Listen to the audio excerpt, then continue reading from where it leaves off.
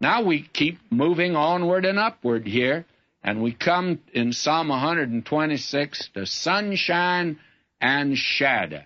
And he comes in sight of the heathen, and he wants to be a witness to them, you see. And we find this is one that apparently was inserted after the captivity. That is, the psalm was. It's just been too good to be true that he's now able to return to Jerusalem. Will you listen? When the Lord turned again the captivity of Zion, we were like them that dream. It was like a dream to us. We couldn't believe it. Then was our mouth filled with laughter, and our tongue with singing. Then said they among the nations, the Lord hath done great things for them. The Lord hath done great things for us, whereof we're glad. You see, now they want to give a testimony to the world, and that is the picture that we have here. This psalm that we're coming to now, Psalm 127, it has been called the Cotter's Saturday Night Psalm. And that probably is as good as any. It's a mighty crescendo. You come here to the crest of the psalm, and you come as high as you can to Mount Zion. You just don't get any higher, or to the temple area. But this carries us right into the heavenlies. And here's a psalm that's good for us today. And by the way, this is a psalm that reveals an utter dependence upon God. And this is the psalm that has been used on several occasions.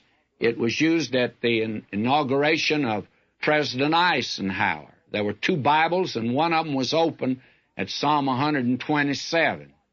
And the George Washington Bible is open there.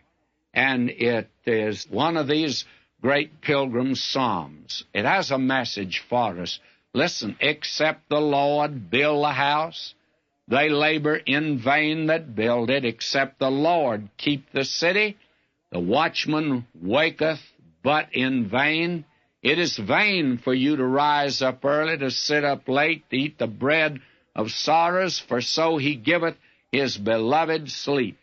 Now, this psalm is a very wonderful psalm. The last one was a lovely psalm, but so is this one.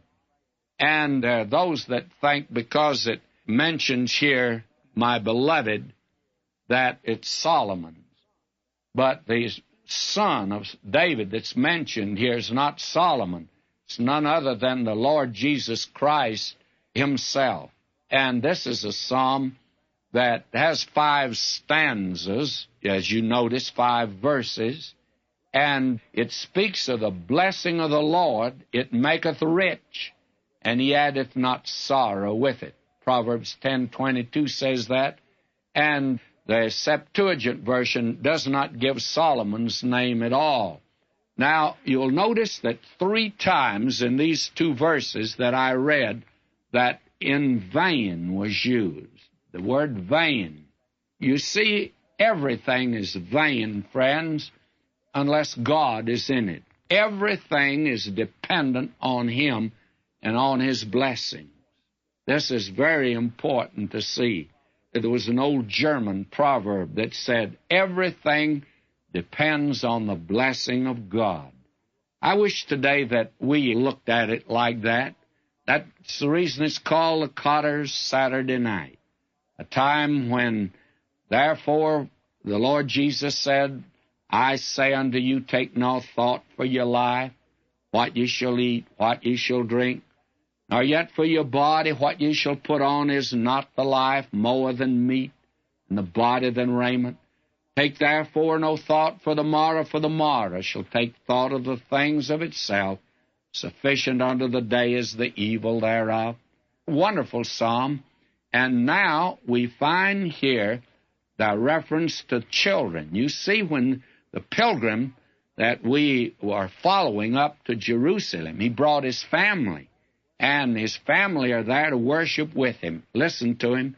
Lo, children are a heritage from the Lord, and the fruit of the womb is his reward. There's his wife and children, and they're there, all of them, to thank God.